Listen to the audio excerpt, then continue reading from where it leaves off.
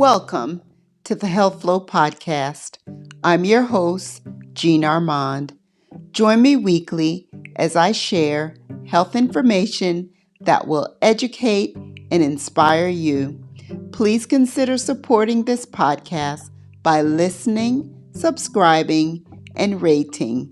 You can also support future episodes by making small monthly donations. Once again, welcome to the Health Flow Podcast.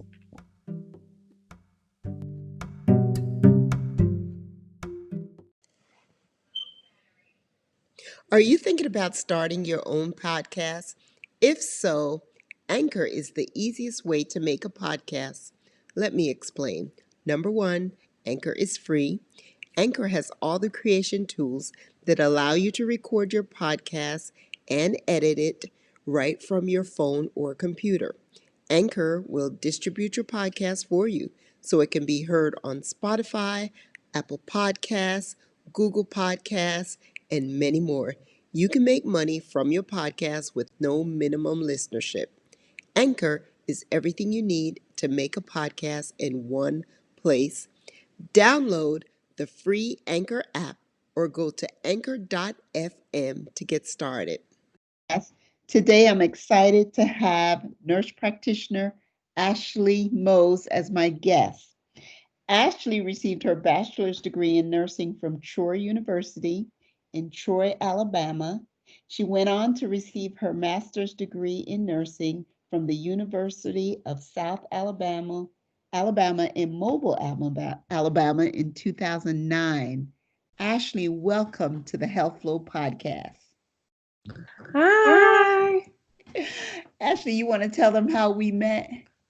Yes, we met working side by side at one of the local hospitals in the greater Atlanta area in the anesthesia department, and we have been connected ever since.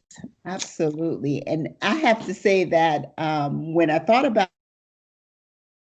my podcast, Ashley was probably the first person that even introduced me the podcast because she was an avid listener. And I was like, what's that? And once I started, listening, and I would call her and say, oh, yeah, I'm listening to such and such. And, I just got excited about it. One of the things or many of the things that Ashley and I actually got frustrated with at work is why we're even talking today.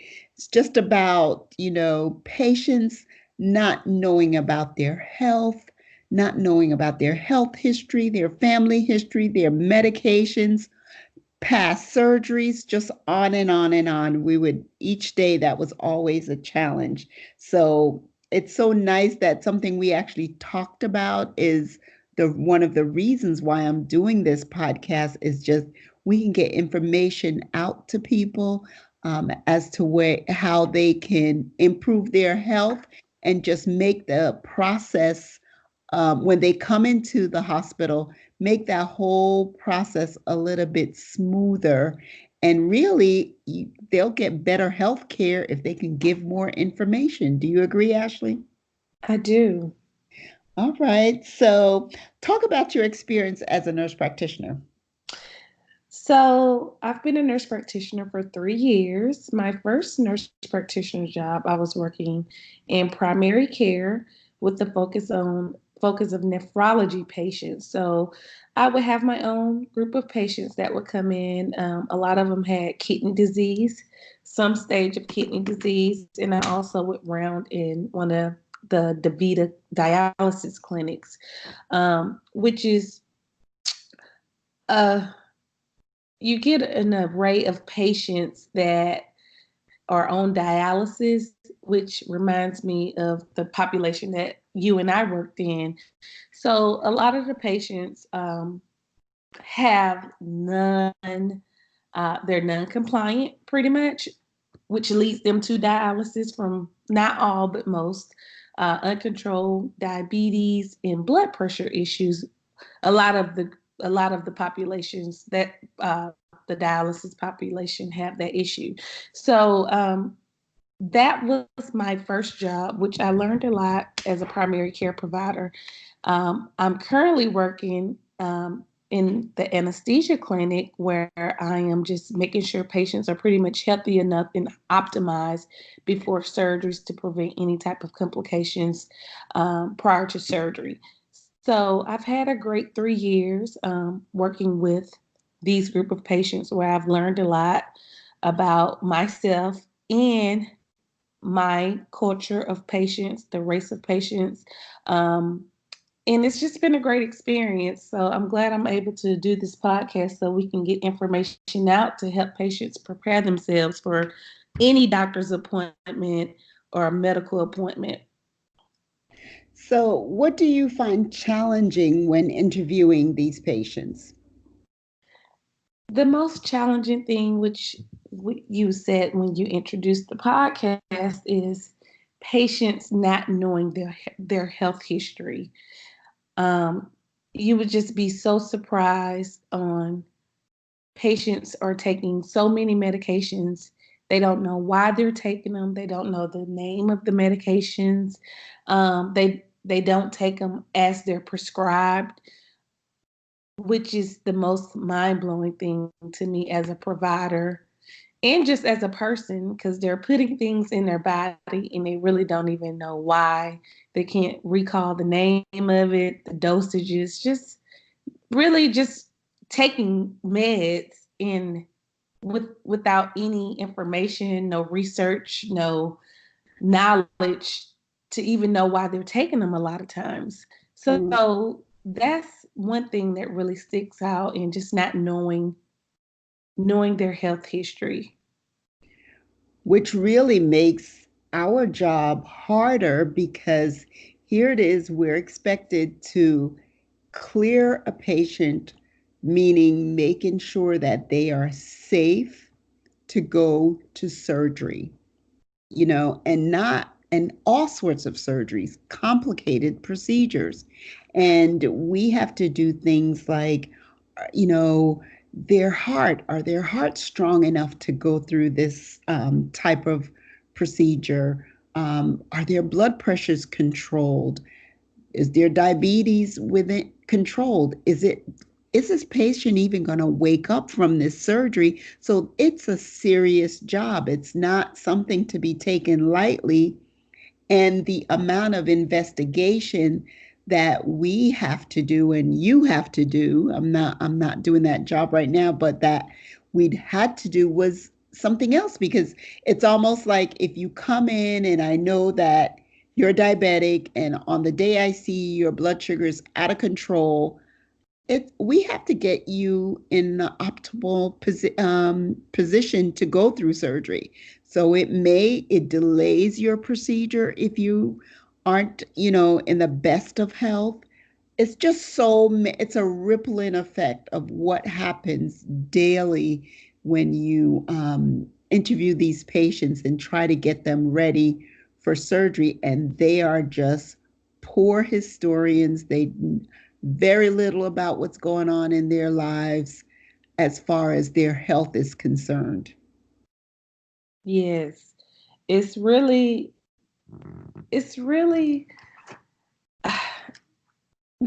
you know, I just have never experienced. I just this is my first time since I'm my first time working in the anesthesia area where I'm literally just interviewing patients every day, all day, finding out their health history to make sure they're optimized. So, like you said, we see some really sick patients that's having some major surgeries, and to be that sick and not know their health history is just and to be alone. A lot of them are alone in the Yes. clinic without family members there, and they need assistance. They need I'm always asking, do you have children? Do you have a sibling? Is there anyone here with you? Because you're here and you don't even know why you're having surgery. Right. So it just always blows my mind Yes. And that it's not that, a lot, we hear this a lot. Well, they didn't tell me why I'm having surgery. And I mean, we get patients after they've signed the consent for the procedure. If you are signing a consent for a procedure, someone have had to um, tell you what was going to be done. So, Correct. that I find difficult. I mean, I think that if it's someone, I always say one of my thing, another reason for this podcast is just, people get overwhelmed. They don't understand. We do need healthcare providers that take their time and explain things. And that's my passion. That's why I'm doing this, so that patients can have a better understanding. And if you don't understand, to ask the right questions. And for families, please somebody show up with them. And this is not always like elderly people. These are middle age, sometimes even young folks who just have no clue what's going on. And we have to then take that extra time to re-explain. And that's not a problem, but even then we're like, okay, so if you already signed your consent, someone explained to you, and today you show up, you know nothing, how am I even going to be reassured that you're going to know anything after you leave here? Right, because our job is not to explain their surgery. Right. In our line of work, we're explaining what we're doing only, which is anesthesia issues. So, um, you know, the complications and the benefits and risk factors for receiving anesthesia for this procedure. So, when they show up to us and they have no clue on why they're having surgery, um, you know, I always have to say, well, you signed your consent on this day for this, stating for this procedure. And they ask me all the questions about that day or the surgery they're having because they didn't feel comfortable asking the surgeon. So that's another issue as well. It's so many That barriers to communication that the patients have in the population that we're in because um, I don't know if they're more comfortable with us or or what the real issue is, but they come to us and they feel comfortable enough to ask all these questions, but I'm not the person to explain your surgery issues.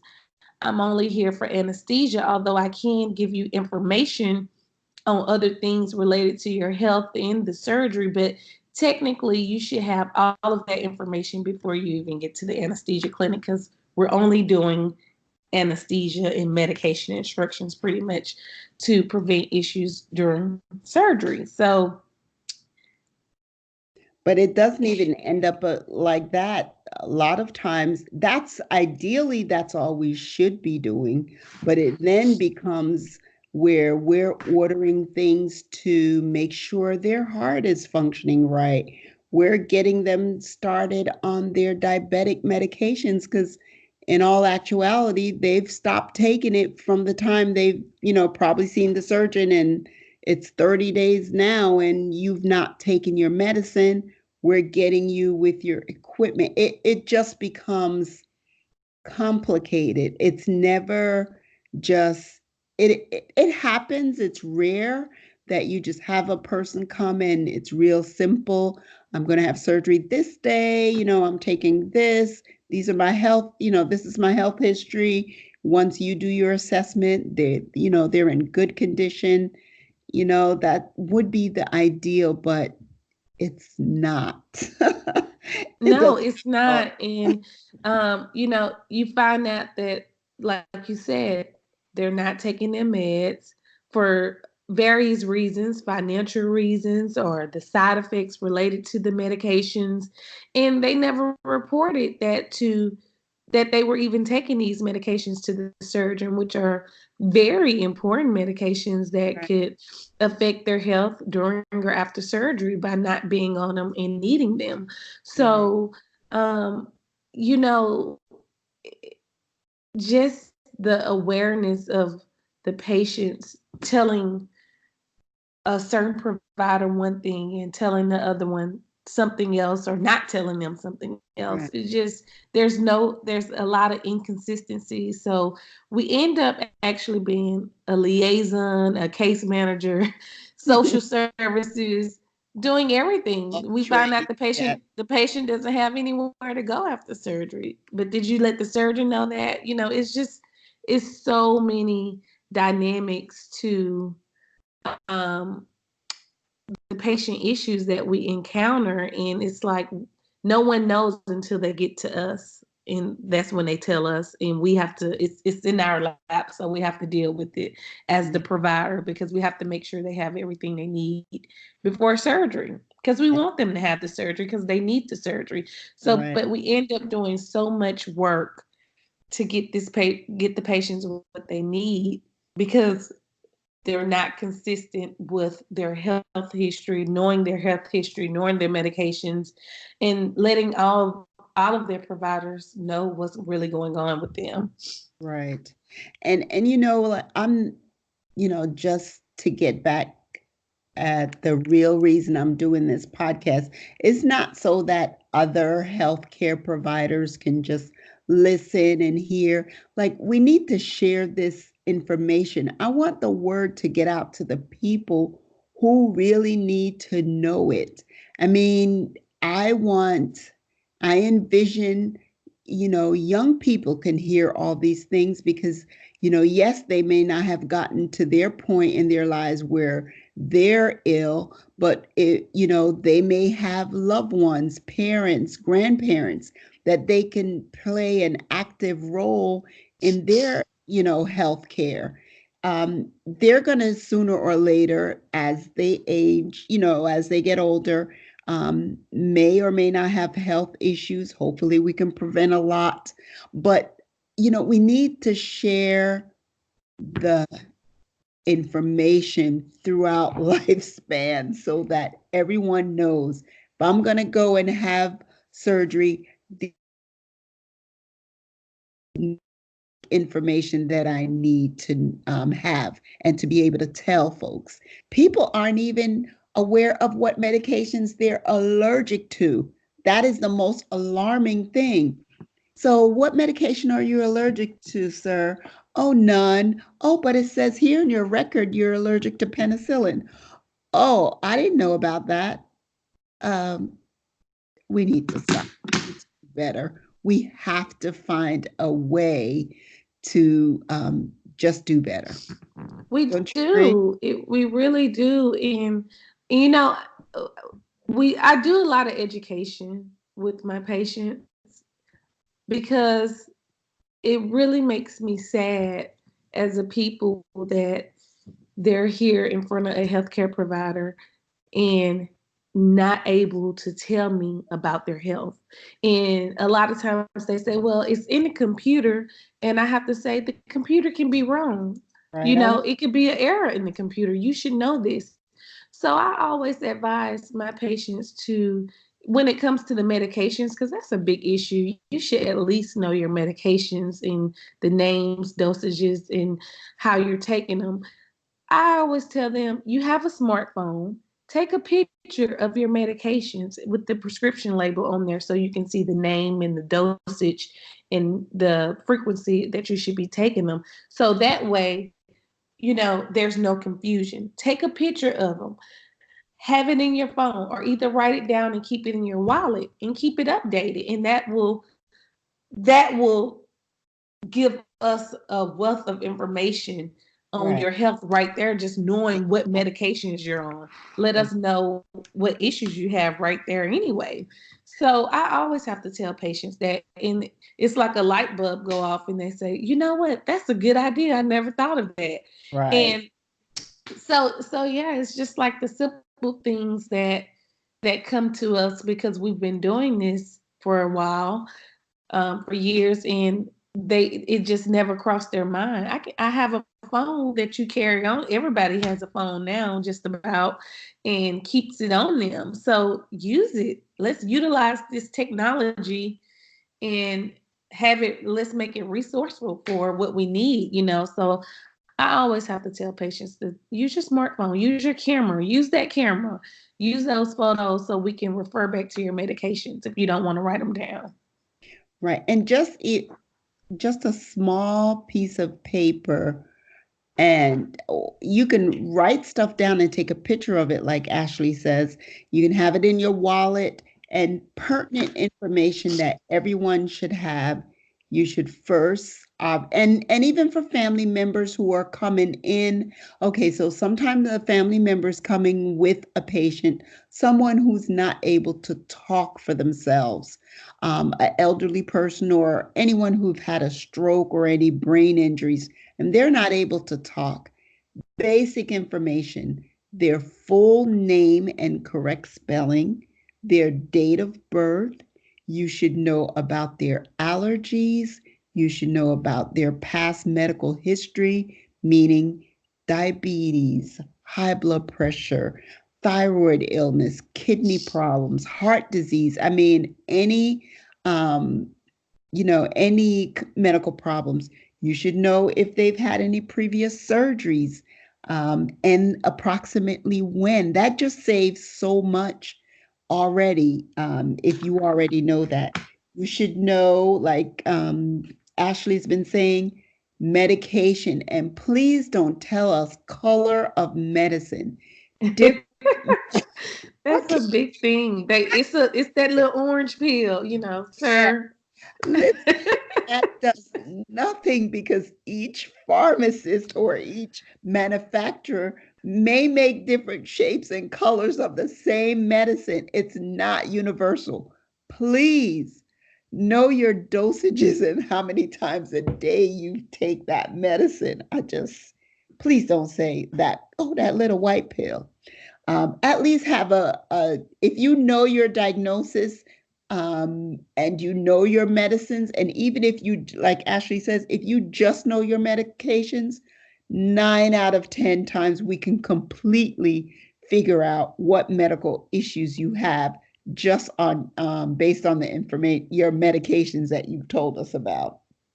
Right. I mean, I even have been interviewing the patients and say, well, can you just tell me what the first two or three letters are? Because when you've worked dealing with the medications for so long, you kind of have a good idea of what most meds are.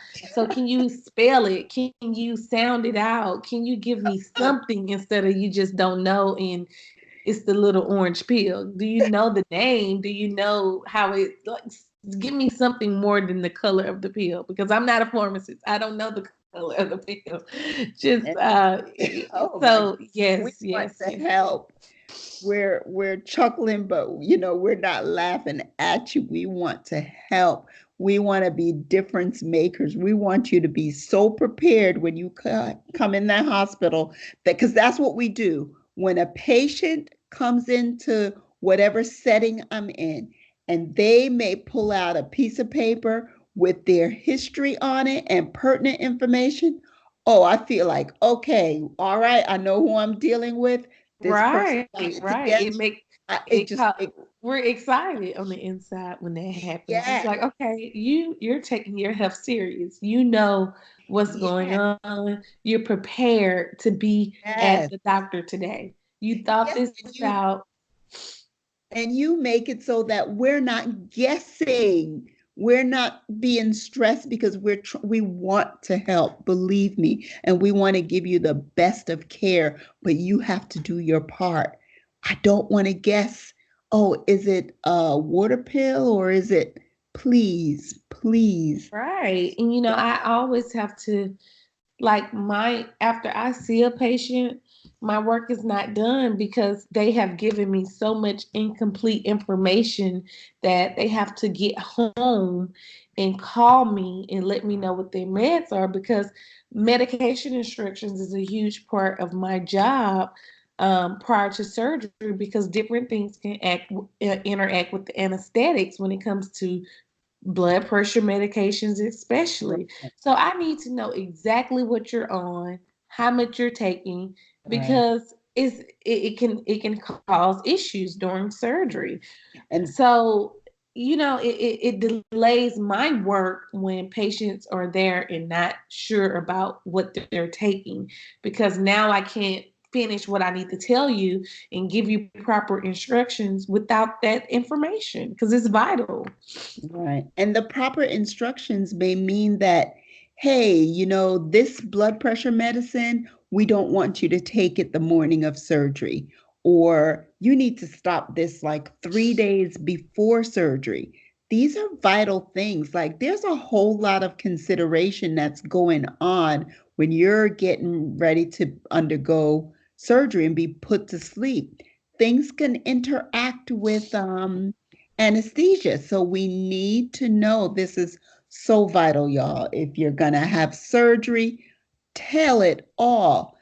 I mean, I know we're talking about medication, but if drugs, if you abuse anything, Xanax, or, you smoke marijuana or you take cocaine, like this is the time to be completely honest. We don't even care at this point, about what it is. Just say it so we can be properly prepared for you.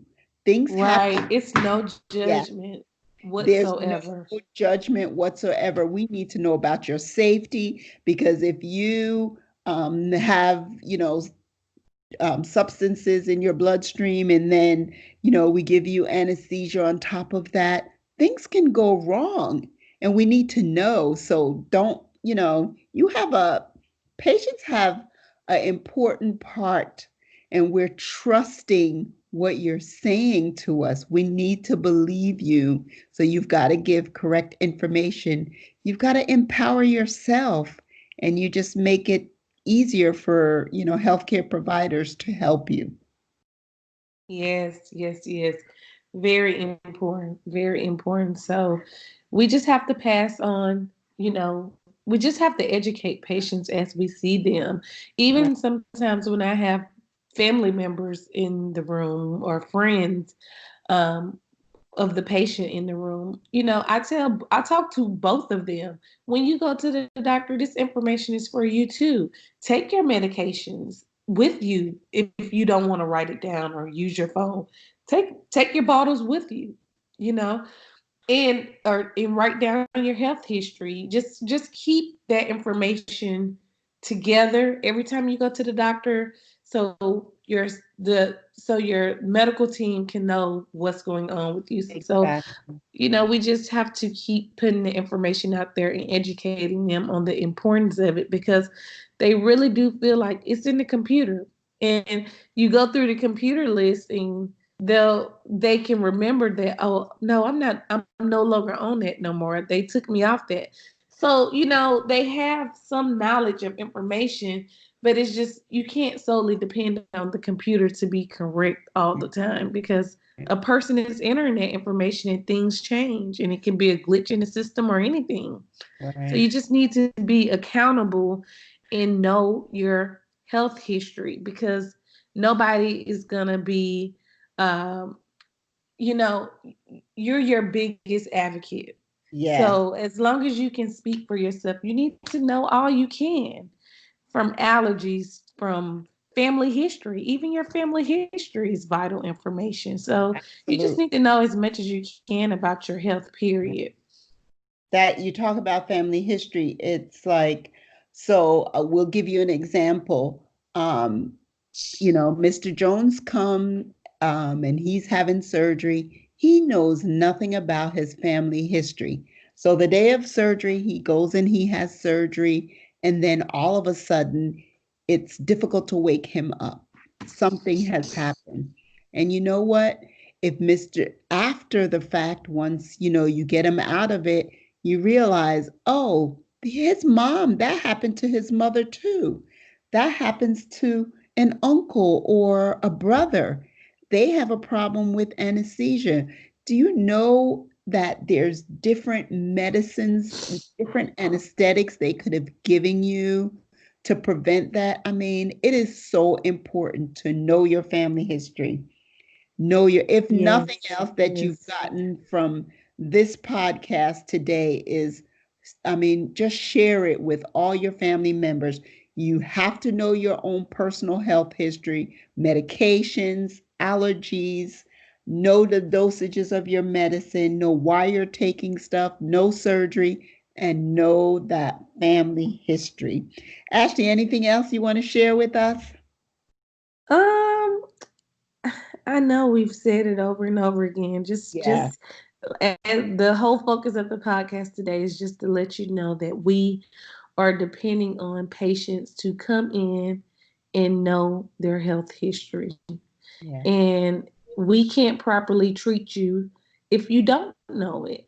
So we just want all people to hear this. If you don't know, or even if you do know, spread the information. Make sure your parents know, make sure your siblings know, make right, sure just pass on the knowledge because people really don't know that how this affects their care during right. their appointment. So like we said, just know your health history. If you have to write it down, put it in your phone, take pictures of medications, do whatever you have to do to know your health history because you are responsible for your health at the end of the day. No one is going to know your body like you. So, All right. Well, thank you so much, Ashley, for being on the Health Flow podcast.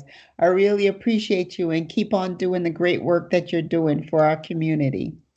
thank you. I enjoyed you all. Thanks.